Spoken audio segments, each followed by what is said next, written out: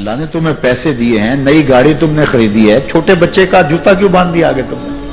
جوتا باندھنے سے اگر یہ ایکسیڈنٹ سے, حادثے سے گاڑی بچ سکتی ہوتی ہے تو پھر پاکستان کے جتنے PIA کے جہاز ہیں سب پر باندھ دینا چاہیے, سب پہ جوتے لٹکے ہوئے.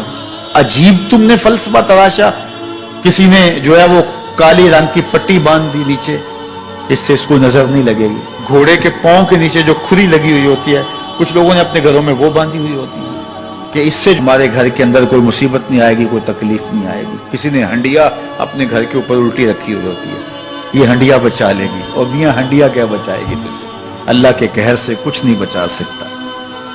جب تمہارے اوپر کوئی مصیبت نازل ہونی ہے تو کچھ نہیں بچا سکتا. اگر بچنا چاہتے ہو تو پھر اللہ سے استغفار کرو, اللہ تعالیٰ کی تسبیح کرو, اللہ کی تحلیل کرو, میرے حضور پہ درود پڑھو, پھر دیکھنا کہ مصیبتیں ٹلتی ہیں یا نہیں ٹلتی.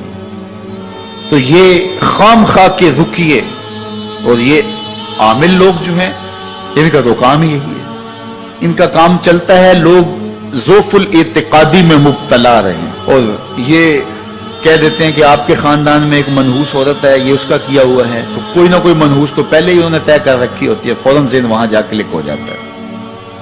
اس کا نون سے نام شروع ہوتا ہے, اس کا کاف سے نام شروع ہوتا ہے, اس کا جیم سے نام شروع ہوتا ہے, تو پورے خاندان میں کسی کا نام کاف, نون یا جیم سے تو شروع ہوتا ہی ہوگا, یا دوستوں میں, تو فوراً ذہن جو ہے ادھر منتقل ہو گیا.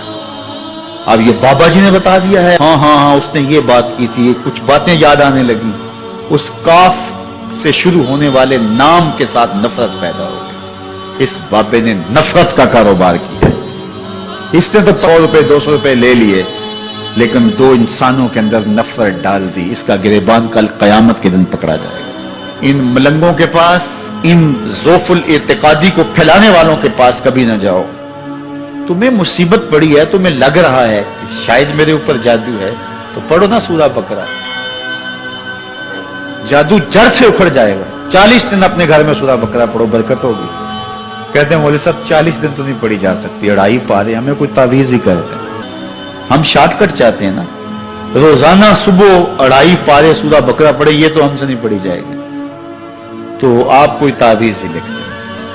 کاروبار میں برکت نہیں, میں کہتا ہوں پڑھو نا سورہ واقعہ, 3 رکوع ہیں, برکت ہوگی. ہم کہتے ہیں ہمیں تعویذ ملنا چاہیے, بس وہ ہم گلے میں رکھ دیں, بٹوے میں رکھ لیں, پرس میں رکھ لیں, اور ہمارا کام ہو جائے, ہمیں کچھ بھی نہ پڑھنا پڑے, ہمیں وضو تک نہ کرنا پڑے, نماز نہ پڑھنی پڑے, اور برکت ہو جائے. ایسے برکت تو نہیں آتی. اس لیے چھوڑو ان کی جان, آؤ قرآن مجید پہ آؤ, آؤ سجدوں پہ آؤ, آؤ دعاؤں پہ آؤ. سحری کے وقت اس کی رحمتیں آواز دے رہی ہوتی ہیں, حل من مسترزقن, ہے کوئی رزق مانگنے والا, اور تم اس وقت سوئے ہوئے ہو, سارے دن ٹھوکریں کھاتے ہو. آؤ نا اس وقت جھولی پھیلا کے, ہاتھ پھیلا کے کہو مالک تو جھولیاں بھر دے. تو پھر دیکھنا, میرا بیٹا سالم مشرکین کی قید میں ہے اور میں فاقوں کی حالت میں ہوں. تو فرمایا آل محمد کے پاس ایک سیر جو ہیں, بس اس کے علاوہ ہمارے پاس بھی کھانے کے لیے دنیاوی اسباب نہیں ہیں. کہا صبر کرو اور اللہ سے ڈرو, اور لا حول ولا قوت الا باللہ کثرت کے ساتھ پڑھو. یہ ایسا وظیفہ ہے, ایک حدیث پاک میں آتا ہے کہ یہ 99 بیماریوں کا علاج ہے. اس میں سب سے کم درجے کی بیماری ہم اور غم ہے. یہ دکھوں کا مداوع ہے, مشکلات کا علاج ہے, اور یہ وظیفہ میرے حضور نے بتایا. حضرت ابو ذر غفاری رضی اللہ تعالیٰ عنہ کو حضور نے 5 چیزیں بتائی تھی. ان میں سے 5ویں چیز یہ تھی کہ ابو ذر کثرت کے ساتھ لا حول ولا قوت الا باللہ پڑھا کرو. فرمایا عرش الہی کے نیچے ایک خاص خزانہ ہے, یہ وظیفہ وہاں سے آیا ہے. یہ زندگی میں معمول بنا لو, جب پھنس جاؤ, مشکلات میں آ جاؤ, تو لا حول ولا قوت الا باللہ پڑھو, اللہ راستے کھولے گا. تو حضور نے 3 چیزیں فرمائی, اللہ سے ڈرو, صبر کرو, اور کثرت کے ساتھ لا حول ولا قوت الا باللہ پڑھو. وہ فرماتے ہیں کہ میں یہ عمل شروع کیا, ابھی گھر میں بیٹھا ہی تھا کہ دروازے پہ دستک ہوئی, تو میں اٹھا کہ دروازہ کھولوں دیکھوں کہ کون ہے. تو دروازہ کھولا, دیکھا میرا بیٹا کھڑا ہے اور اس کے پیچھے 100 اونٹ کھڑے ہیں. تو میں نے کہا کہ تم اور یہ اونٹ؟ کہا مجھے موقع لگ گیا, میں ان کی قید سے بھاگ آیا. وَيَرْزُقْهُ مِنْ حَيْثُ لَا يَحْتَسِبُ، وہ تمہیں وہاں سے رزق دے گا جہاں سے تمہیں گمان بھی نہیں۔ اس کے ہو کے تو دیکھو، اللہ اکبر، اللہ کے ہو جاؤ تو پھر وہ تمہاری ضرورتوں کا کفیل ہو جائے۔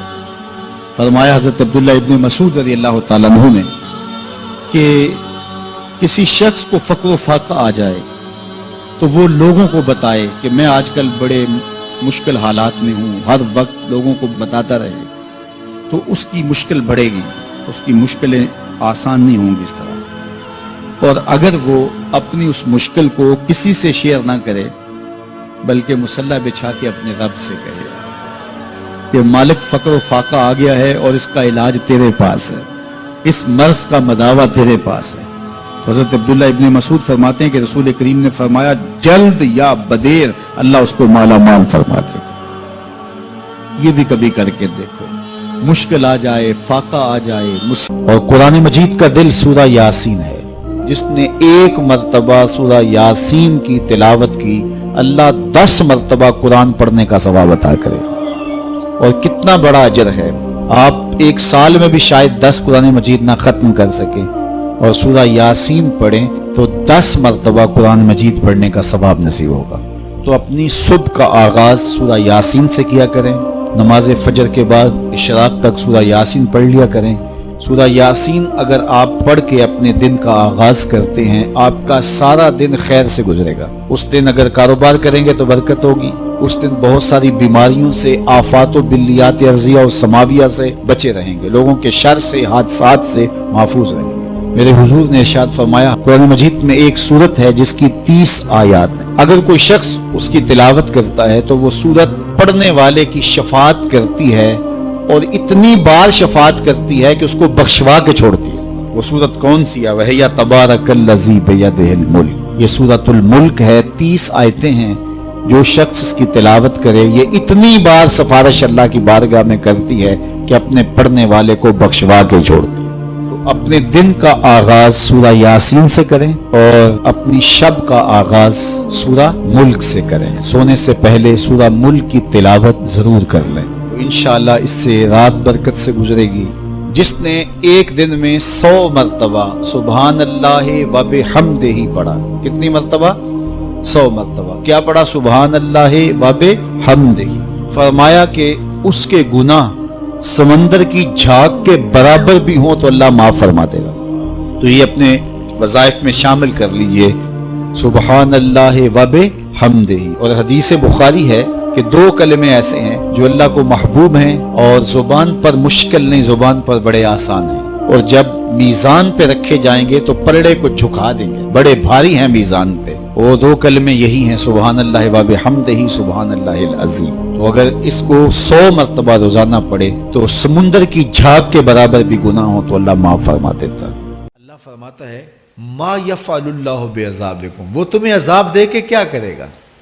ذرا لہجہ دیکھیے، ذرا انداز، ما یفعل اللہ بعذابکم، وہ تمہیں عذاب دے کے کیا کرے گا؟ تم اس کی مخلوق ہو، اپنے دستے قدرت سے اس نے تمہیں بنایا ہے، تو وہ تمہیں عذاب دے کے کیا کرے گا؟ اس کی ضرورت نہیں ہے کہ تمہیں عذاب دے، نہ اس کی چاہت ہے کہ تمہیں عذاب دے، کوئی خود چھلانگے لگائے تو اس کی مرضی۔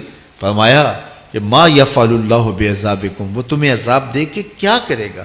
ان شکرتم و آمنتم، اگر تم شکر ادا کرو اور ایمان لاؤ تو وہ تو قدردان ہے جو کوئی اس کا شکر کرتا ہے اور جو اس پر ایمان لاتا ہے۔ تو اللہ اس کے لیے عذاب نہیں رکھا، اس کے لیے رحمتیں رکھی ہوئی ہیں۔ تمہیں دستے قدرت سے بنایا ہے اور وہ تمہیں خوش دیکھنا چاہتا ہے، تمہیں خوشحال دیکھنا چاہتا ہے، تمہیں سرشار دیکھنا چاہتا ہے، تمہیں نہال دیکھنا چاہتا ہے، تمہاری زندگی کو خوشگوار دیکھنا چاہتا ہے۔ تم نے اپنے آپ کو خود اپنے اعمال کی وجہ سے مصیبتوں میں ڈالا ہے، تو کہا شکر کرنے کی عادت ڈال لو، دیکھنا پھر اللہ تعالیٰ جل شانہ کی رحمتیں تمہارے اوپر کس طرح اترتی ہیں، اس کی نوازشیں تمہارے اوپر کیسے برستی ہیں۔ توکل اگر ہم سیکھ جائیں تو توکل ایک ایسی دولت ہے کہ جو خوشحال زندگی کی ضمانت بنتی۔ جب ہم اللہ پر توکل نہیں کرتے اور ہم سمجھتے ہیں یہ سب کچھ ہماری محنت کا نتیجہ ہی ہوگا، اور نتیجہ جب نہیں آتا تو پھر ہم بے چین مضطرب ہو جاتے ہیں، اور جب ہم اس پہ توکل کر لیں تو پھر ہمارا صرف اتنا ہی کام ہے کہ میاں ہم یہ کام کر رہے ہیں، بس یہ حکم، ہم بیج بو رہے ہیں، بس یہ حکم ہے اور بو رہے ہیں، باقی اس پہ بھروسہ ہے، یہ کام اس کا ہے کہ اس نے اس کو اگانا ہے، اس کے اوپر پھل لگانے ہیں۔ تو جب اس پہ توکل ہو جائے تو بندہ سوکھا رہتا ہے، ورنہ بندہ مشکل میں مبتلا ہو جاتا ہے۔ بسا اوقات ایسا ہوتا ہے کہ بندہ ایک منصوبہ تیار کرتا ہے، اس کا عملی نتیجہ اس کو سامنے نظر آ رہا ہوتا ہے، لیکن نتیجہ بالکل الٹ جاتا ہے۔ سید علی المرتضیٰ فرماتے ہیں میں نے اپنے ارادوں کی شکست سے ہی اپنے رب کو پہچانا ہے، کہ میں ایک منصوبہ تراشتا ہوں کہ یہ اور یوں ہوگا اور وہ ہونا چاہیے، لیکن نتیجہ وہ نہیں آتا، تو کوئی طاقت ہے اس کا جو نتیجہ بدل دیتی ہے۔ تو بندہ اس طاقت پہ یقین کرتے، اس پہ توکل کر کے جو ہے وہ اس پہ بھروسہ کر لے تو زندگی سوکھی ہو جاتی ہے۔